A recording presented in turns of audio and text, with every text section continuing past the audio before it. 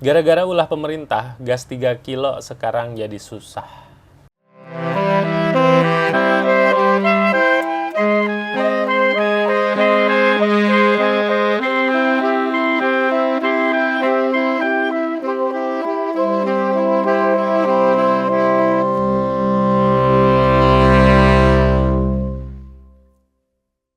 Di sebuah gang sempit, seorang ibu-ibu keluar rumah dengan daster dan sendal jepit yang hampir putus. Mau beli gas 3 kilo di warung depan rumah, kayak biasa.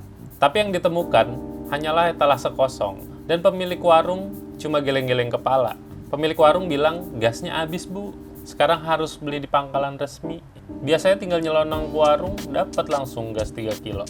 Sekarang harus cari pangkalan, di mana, kapan, sejak kapan. Pakai syarat apa? Sosialisasinya mana? Apa ini pangkalan, apa ini? Yang mama tahu yang namanya pangkalan ya pangkalan militer, pangkalan ojek. Nah sampai hari ini antrian ibu-ibu nyari gas 3 kilo menumpuk di pinggir jalan. Cek aja berita. Muter-muter nyari gas. Ada yang naik motor, ada yang jalan kaki sambil nenteng gas 3 kilo.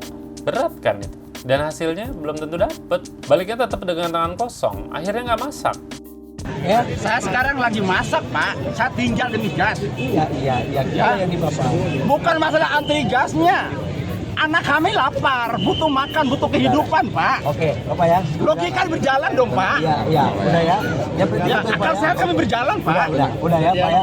Udah, kita paham, Bapak. Tenang, Pak. Ya. Kita paham, Bapak ya.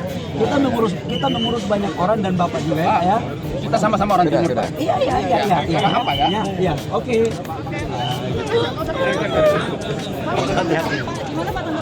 Enggak apa-apa. Kita kan pemerintah kan harus mendengar langsung dari rakyat. Nah, pemerintah bilangnya sih gas nggak langka, cuma dibatasi. Jadi kalau biasanya bisa beli 10 tabung, sekarang cuma boleh beli 5. Masalahnya, yang terbiasa beli 2 doang gitu. Sekarang harus nyari ke pangkalan yang lokasinya 5 kilo jauh dari rumah. Jadi langka atau enggak nih? Ya terserah, yang penting mama sekarang udah pada ngamuk. Ini gimana sih pemerintah, gas kita dipersulit. Yang dagang, ibu rumah tangga, mau masak aja dipersulit. Gimana nyari gas ini udah bolak-balik kemana-mana. Apalagi ibu ini nih, yang tukang. Pengennya jangan dipersulit lah kita sebagai rakyat kecil. Gimana nggak ibu-ibu, bener nggak? Jangan apa-apa dipersulit, jangan pemerintah baik dilancarin. Kita nih rakyat kecil pikirin dong. Kalau mak-mak ngamuk kan udah tahu resikonya. Nah pemerintah ngasih solusi. Udah warung-warung aja yang daftar. Jadi pangkalan resmi biar gampang, enak, bikin solusi enak banget. Terdengarnya masuk akal, sampai lu lihat syaratnya ntar butuh KTP, NPWP, bukti kepemilikan lahan, SIUP, TDP, surat referensi bank, surat izin lingkungan, berkelakuan baik. Ini mau jual gas atau mau buka perusahaan tambang. Nah, Mas Denny nih, Kang Warung, pemilik warung kecil di Jakarta, dia bilang kita cuma jualan gas doang, bukan mau jadi pejabat. Ngurus SIUP aja nggak ngerti, apalagi daftar jadi agen nanti. Nah pemerintah bilangnya ini solusi, tapi bagi pedagang kecil, ini malah jadi PR baru. Yang nambah beban pikiran, pemerintah ini kayak nggak paham sama kesulitan warganya. Nah sampai gaduh soal gas LPG ini akhirnya nyampe ke telinga anggota DPR, yaitu Besti Rieke Diah Pitaloka. Dari PDIP langsung buka suara, minta kebijakan ini dikaji ulang. Menurutnya pemerintah bikin aturan tanpa mikirin realitas di lapangan. Assalamualaikum Besti Love Indonesia kesayangan si akunya, balik lagi program. Nah Besti, aku menemukan dasar hukum terkait persoalan yang lagi rame antara bagaimana adanya pengecer dan pangkalan LPG 3 kg. Acuan suratnya adalah surat dari Kementerian Energi dan Sumber Daya Mineral Republik Indonesia, Direktorat Jenderal Minyak dan Gas Bumi, nomor B-MG.05-DJM-2025 hal penyesuaian ketentuan pendistribusian LPG tabung kilogram di subpenyalur. Bertanggal suratnya 20 Januari 2025 dan harus berlaku di 1 Februari 2025. Seperti apa isi suratnya? Spill di halaman berikutnya.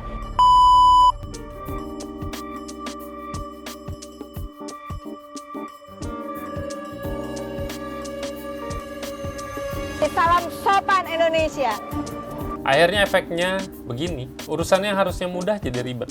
Kebijakan yang menyangkut hajat hidup rakyat nggak bisa serta-merta. Jangan sampai rakyat yang udah susah makan malah jadi ribet.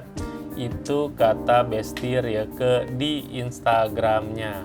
Nih, nah kalau dipikir-pikir ini emang tabiat pemerintah sih menurut gue. Menurut gue ya. Kalau bikin aturan buat masyarakat, nggak ngomong dulu ke masyarakat, tahu-tahu aja, minimal jauh-jauh hari gitu ngasih tahu.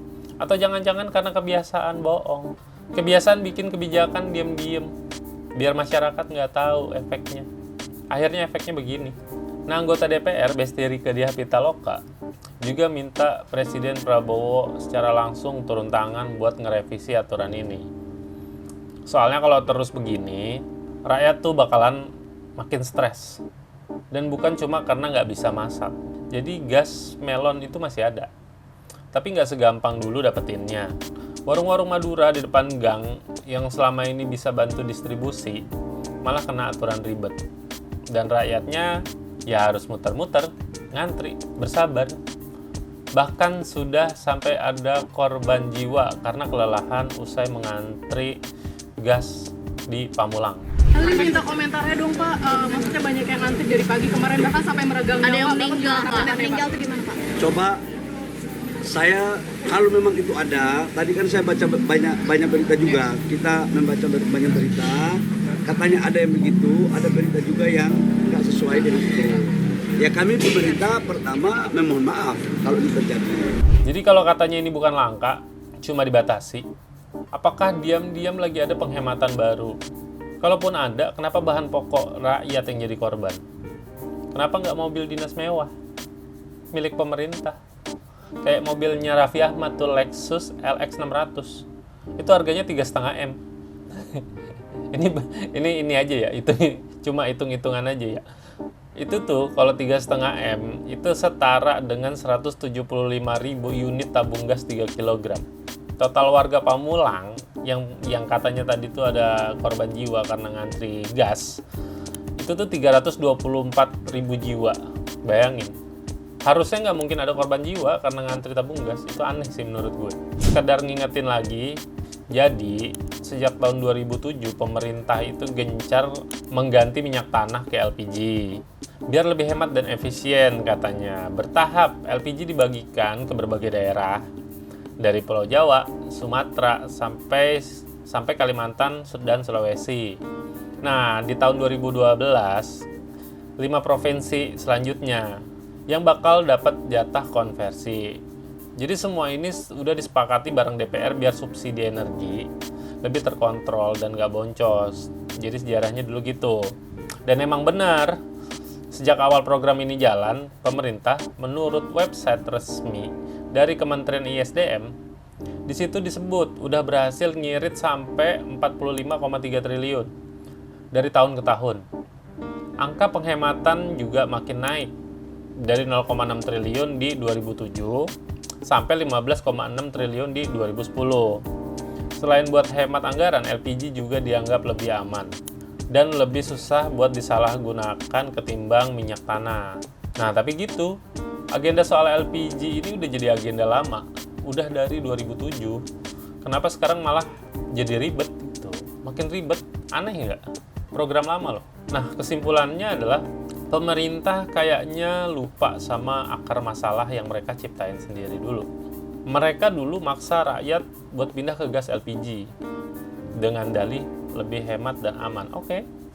Sekarang pas rakyat udah tergantung sama gas LPG 3 kilo atau gas melon, aturannya dipersulit, distribusinya dibikin ribet, dan rakyat dibiarin muter-muter ngemis haknya sendiri buat masak, buat makan, buat anak sekolah makan. Oke, makan siang gratis, itu kan siang. Pagi kan harus sarapan, ibu harus masak. Nggak ada gas. Edan.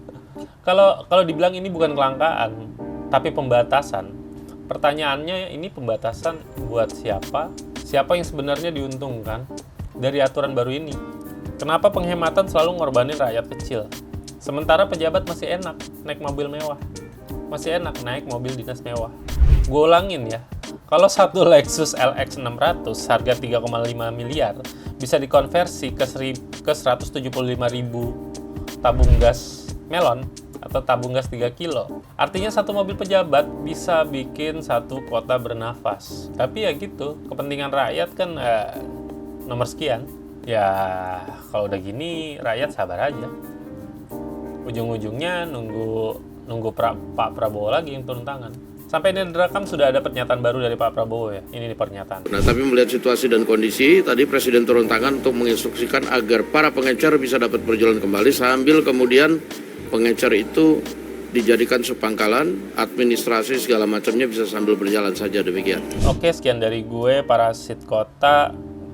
Baca dan kunjungi website kita di dialek.id. Berita ini lebih lengkapnya ada di situ. Stay critical dan peduli. Bye.